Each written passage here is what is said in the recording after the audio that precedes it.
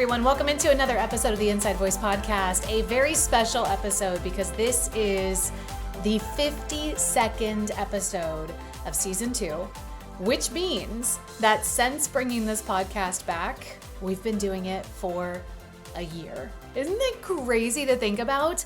So if you've been with me from the beginning, I launched the Inside Voice podcast back in 2020. Not knowing what 2020 was going to be, but, it felt like something that actually really became necessary, not just for the people that were listening to it, but I think also for me as well. And then, somewhere along the way, I got in my own head and I put it on the shelf and I thought I'm never coming back to this podcast again. And long story short, last year, God told me, no, it's going to come back. So it is back and I've been calling this season 2. I'm thinking we'll keep the seasons going just for organizational skills. But it's been a year since we brought back the podcast. And I just want to say thank you so much for being a part of this. If you've been here from the beginning, thank you for being so loyal and wonderful. If you are just now coming in and enjoying the podcast, thank you for that as well. I'm just thrilled that anybody would want to listen.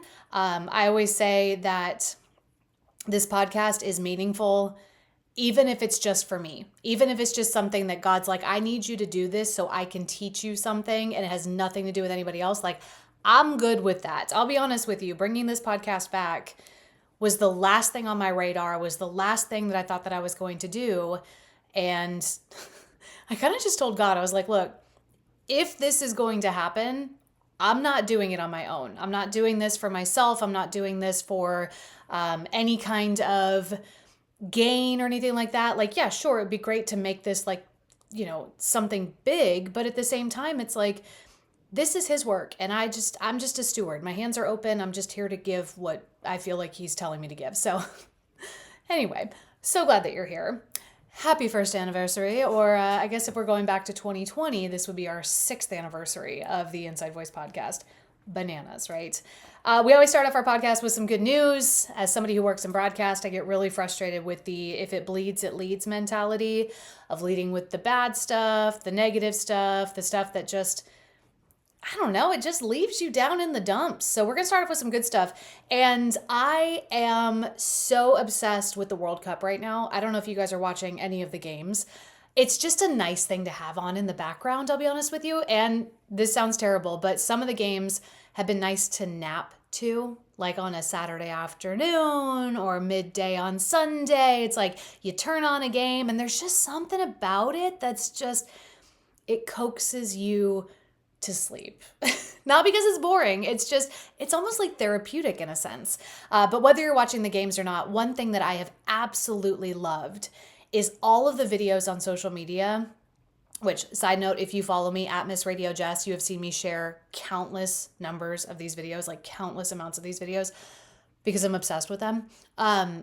Tourists in America enjoying American things. Like some of these tourists, they've never been to America before. So they're experiencing this nation for the first time and just seeing how diverse it is in its people and its food and its, landscape as well. I mean, we've got mountains, we've got beaches, we've got deserts, we've got farmland, we've got everything here. And it's been so fun to watch them experience, but also it's like we get to experience our country through their eyes.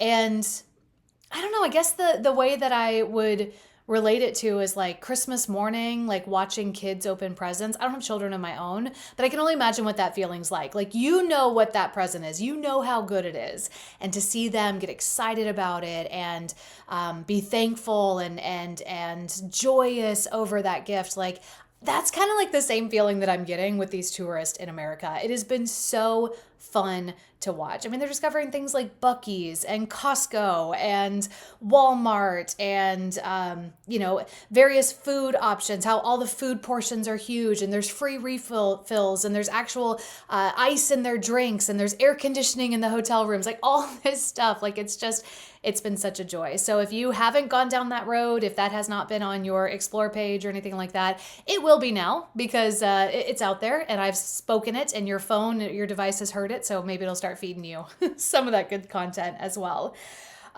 This week, as we're wrapping up season 2 of the Inside Voice podcast, as we are wrapping up and getting ready for a new year, I think it's good for us to tie a bow on our weight dropper series that we've been doing for the last couple of weeks. We've talked about some things that just need to go.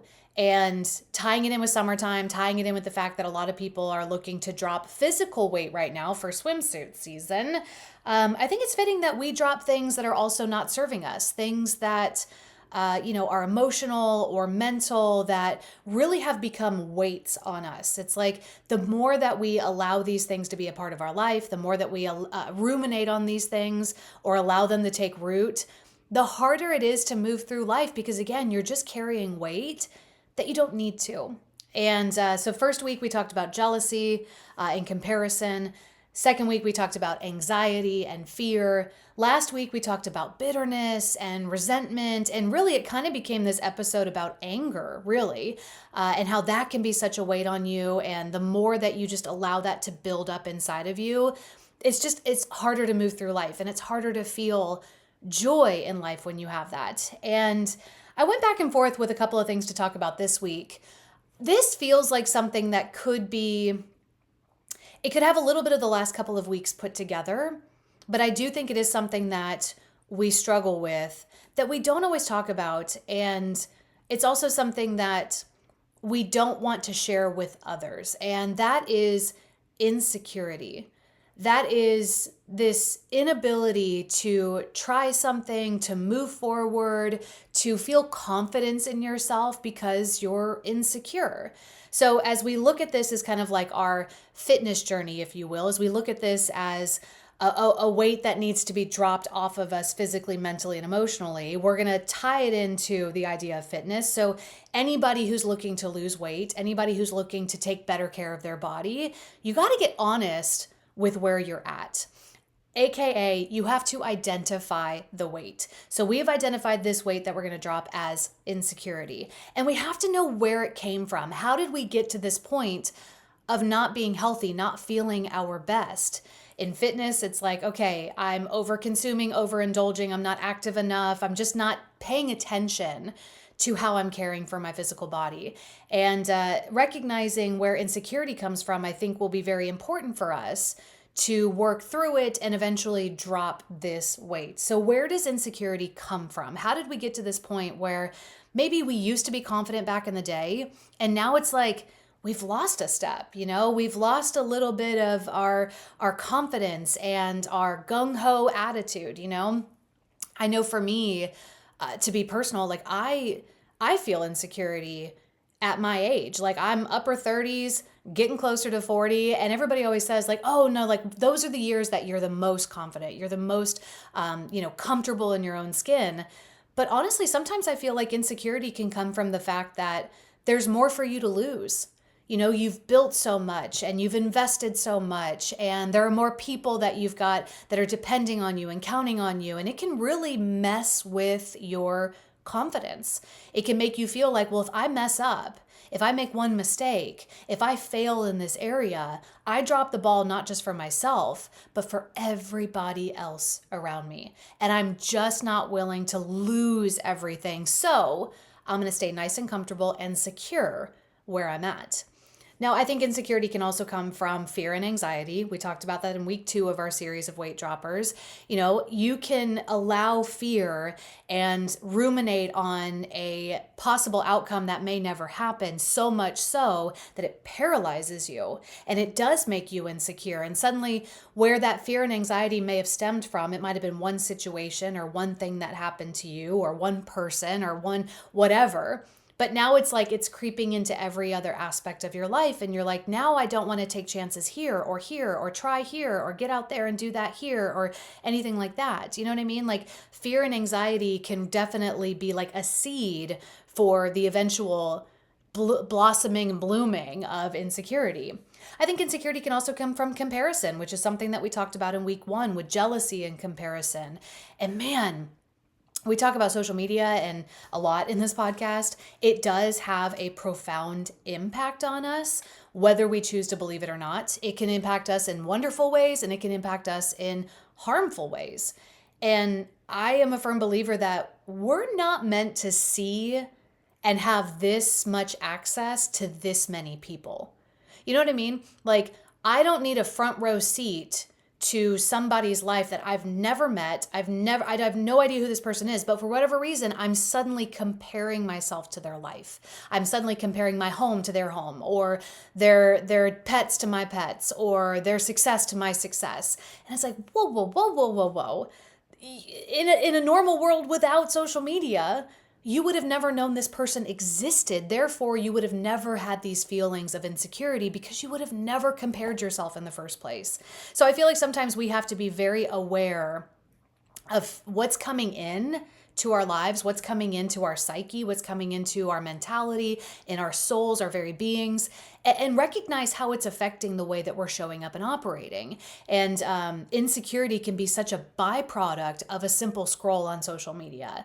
I would encourage you to take note and take stock, not just of the things that you're consuming, but the way that you're thinking about them later on, the way that you're ruminating on them later on. I know sometimes even when I go to post on social media, I'm like, this is so dumb.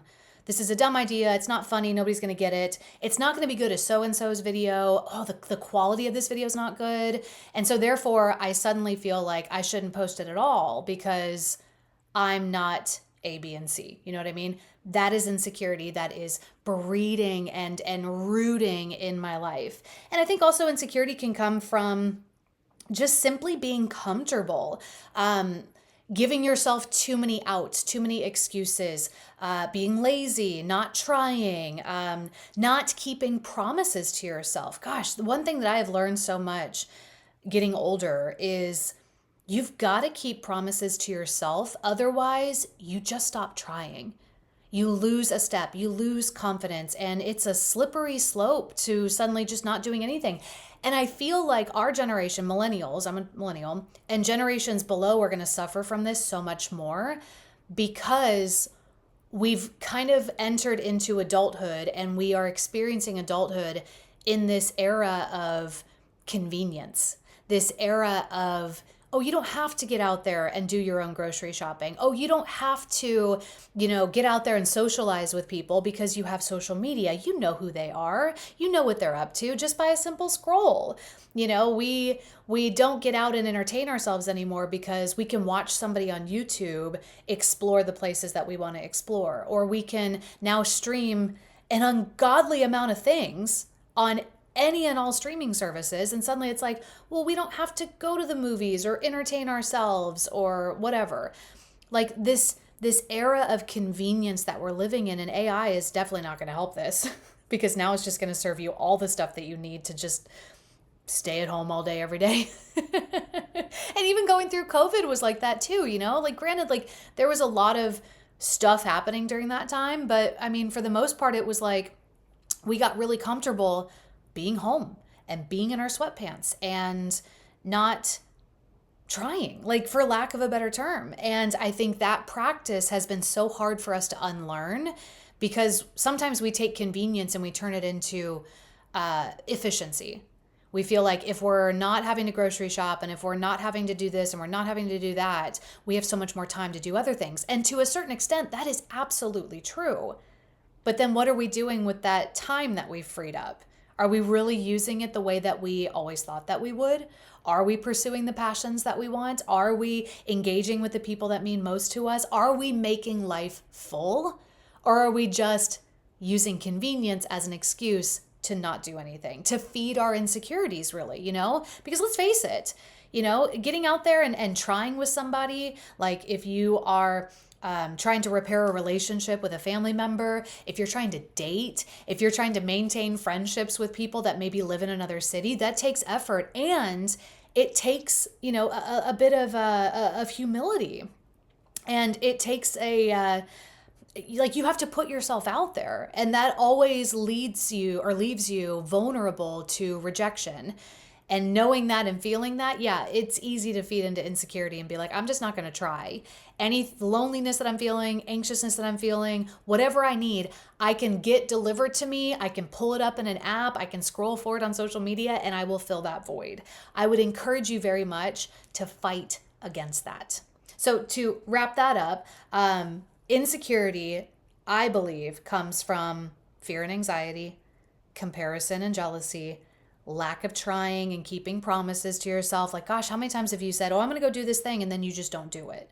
You make a commitment to something, then you don't do it. Even if nobody else is involved, you drop the ball on yourself. And I do think that that messes with your brain, because your brain starts to pick up on this idea of like, oh, we just don't do what we say we're going to do. Not to like shame you or anything. Your brain just thinks that's how we operate. So it tries to operate in that way for you more often, because that's going to be your new level of comfort. You see how it can get really dangerous if you allow yourself to continue to live in this space of insecurity? Like then it just becomes who you are, and then you're a hermit. You're not doing anything. Why is it unhealthy, is another question. I think sometimes, like if we're going back to working out and having a fitness routine and trying to, drop physical weight and take better care of our bodies, we have to understand why the lifestyle that we're living is not healthy for us and not good for us long term, like being sedentary and eating ultra processed foods and maybe drinking a little too much and, pounding the sweets. Like all of that stuff is not good for you in the short term. It doesn't really do anything for you, but also in the long term. You know what I mean? So when it comes to insecurity, it truly does hold you back. It makes you not want to try. It makes you not want to get out there and be uncomfortable. Gosh, insecurity, I think, comes from a level of comfort that we've just grown accustomed to, this level of comfort of not trying, and taking this idea of rest and turning it into like our new whole identity. Like rest is good, but only to a certain extent. Eventually you're gonna have to get up and go do something. I think that insecurity is unhealthy of you because it just robs you of the color that this life has to offer. There's an episode that we did not too long ago. I think I titled it, Jesus Didn't Die for Your Screen Time. Because honestly, like we're meant to live this life that is filled with abundance. Like Christ coming to earth and dying for us. He did that so we could be free of sin, free of shame, free of heartache and all the negative things of this earth. We can walk in freedom from those things. They don't have to hold us down. And so that gives us liberty to get out there and live a life that is wonderful and full and is the life that he has for us. You know what I mean? He wants us to have that life of abundance. He has plans that are good for us, plans that are meant to prosper us. But I feel like we miss out on walking in that life when we get too comfortable not doing anything, and we hide behind that insecurity. I think that insecurity also is, like we just said, like it's not God's intention for you. It's not his plan for you. He told us there would be troubles in this life, but he also said he would never leave us nor forsake us. So if you're worried about hard times and rejection and being down and out and down on your luck, like that's gonna happen. That's just a part of life. We live in a fallen and broken world, and that can make you feel a little insecure. But he will never leave us. He will never forsake us. He wants us to get out there and live those beautiful, bold lives. He wants us to fulfill the plan that he has for us. I believe it's Ed Milet that talks about how when he gets to heaven one day, he doesn't want to stand before God and have God say, man, I want you to meet the person I intended for you to be. Like this is you meeting your full potential. Like he doesn't want that. So he's doing everything he can to be everything that he believes God has called him to be and created him to be.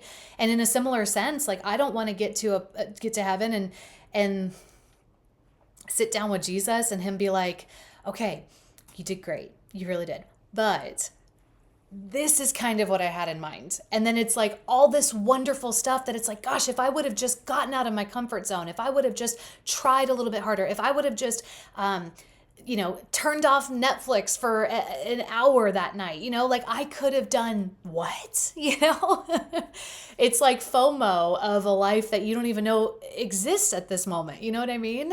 And insecurity can definitely keep you from that big, beautiful life. And again, we mask insecurity with this idea of comfort. And I think sometimes we even tell ourselves that we're safe in our insecurities. You know what I mean? Like our insecurities are there for a reason. If we didn't have them, we'd go out and do something stupid and we'd mess up our lives. But it's like, no, we can be bold. We can be a little confident and try, you know what I mean? So here's our workout. Okay, we've identified the weight that we want to drop. We've talked about why it's unhealthy. Now, what are we going to do to officially drop it? What are tangible things that we're going to do to move past this weight and to do better? Well, I think our workout is consistent try reps. Okay, consistently putting yourself out there and trying things, I feel like is so valuable. First and foremost, our brain loves novelty. It loves new things. It's like firing on all cylinders when you try something new, when you experience something new. Like, if you ever been like so exhilarated because you went and visited a new place, or you tried a new food and realized, I love this food. Or maybe you went on a date and it went really well. Or you rode the roller coaster finally. You know, those feelings of exhilaration come from getting out of your comfort zone, trying something new, having a little adventure. You know what I mean? Novelty is such a spice of life and we need it. Let's get spicy.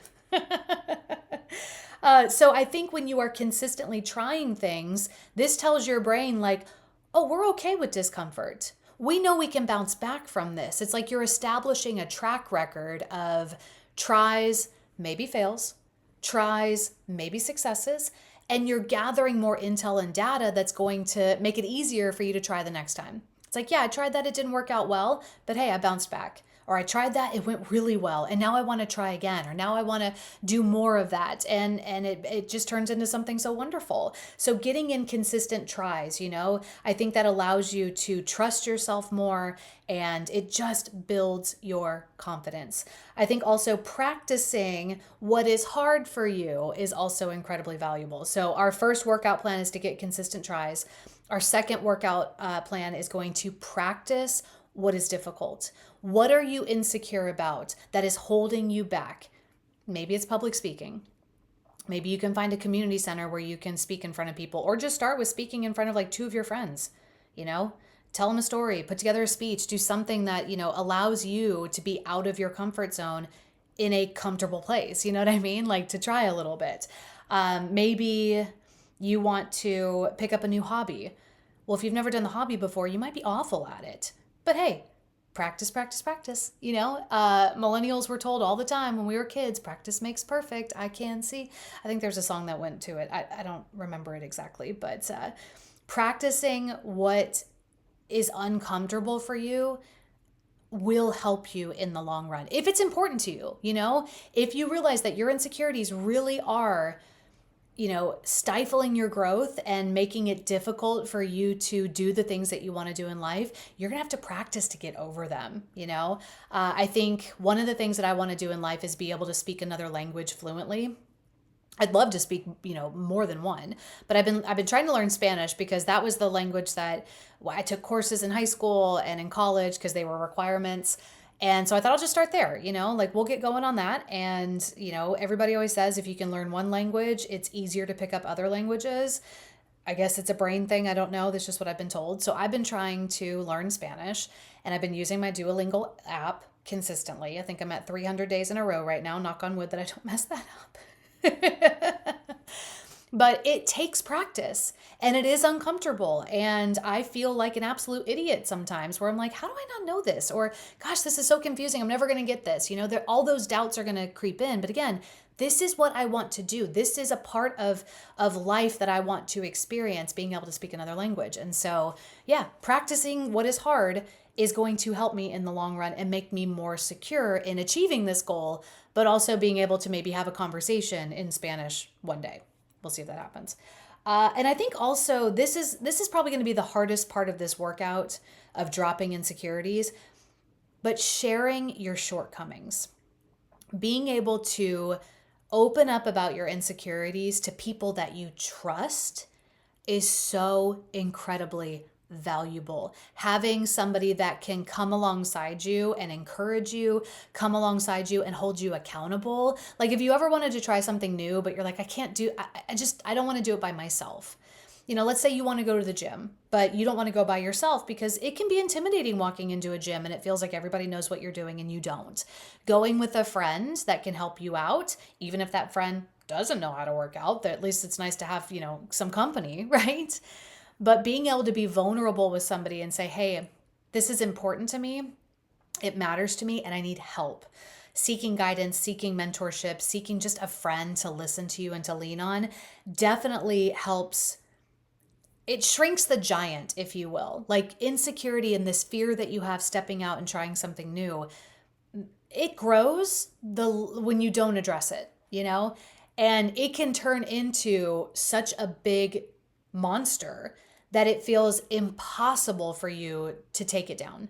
It's like turning a little molehill of insecurities has now turned into this giant mountain and you're like, I will never scale that mountain. But having somebody come alongside you and help can help minimize that insecurity. They can give you perspective. They can give you encouragement. They can be accountable to you and help you. And that makes it feel like the insecurity is not as big and scary as you thought it was once, And I would also say this, on the other side of this, if you have somebody that comes to you and they share an insecurity with you, be a good friend, be a good sibling, be a good parent, or, whatever your relationship is to this person, be good to them in that. Sometimes people don't overcome insecurities because they tried to reach out to somebody and they got burned. Because suddenly that person turned it into gossip, turned it into a rumor, turned it into something that they could hold against them in an argument. Like, it's just, don't be that person. Be a person that is a safe place for somebody. Be a person that is just a good friend, a good person that's like, hey, I see you in your struggle. You don't have to struggle on this alone. And you know what? You're safe with me. Like you can tell me things and you can open up to me and know that it's not going to go past me. You know what I mean? Be that person for other people and seek those people out if you're looking to overcome the things that are holding you back. So insecurity is our weight that we're dropping this week. And that is what we are dropping in our last episode of the Weight Droppers series. Thank you for being a part of this. I think it's been fun. I think we can probably bring this back. And, there's always going to be things that we can let go of in life that are no longer serving us, that are pulling us down beneath the surface of life over and over and over again. And it's like, gosh, just let it go, put the weight down, stop carrying that. As we navigate life, it's like, I'm learning that there are things that I hold on to that I'm like, that's just childish, that's just not cute anymore. It's got to go, I was talking to my dad the other night, and when I was a kid, elementary, middle, and high school, I was a big, avid softball player, and I was a pitcher, and I loved it. And I'm sure there were moments back in the day when I would be a little bit nervous or a little bit anxious about a game, but I'm telling you, like, I loved being in that circle. I loved knowing that I had a direct impact on how the game was going to go. Like I don't think that it scared me. It was a challenge and a thrill, and I was good. It's taken me a long time to be able to say that, but I was good. There's times when I miss that girl, where I'm like, I need to be that girl that gets in the circle like that. See, I'm opening up to you. I'm sharing my insecurity. But I think I fall into that category of somebody who now feels like there's so much at stake that it's like, I don't want to mess anything up. I don't want to take that chance in my job or in life or whatever it is, and then it not go well. I'm working through dropping this insecurity, probably just as much as you are, if not more. So, but I think just, practice makes perfect. Repetition is key. Like, continue to work to overcome those insecurities. Find people that can help you do that. And I think it'll be really easy for you to drop this weight. And I can't wait to see what you do once you do drop this weight. I want to see what's on the other side of it. So make it a good week for yourself. And cheers to another year of the Inside Voice podcast. I'll see you next week.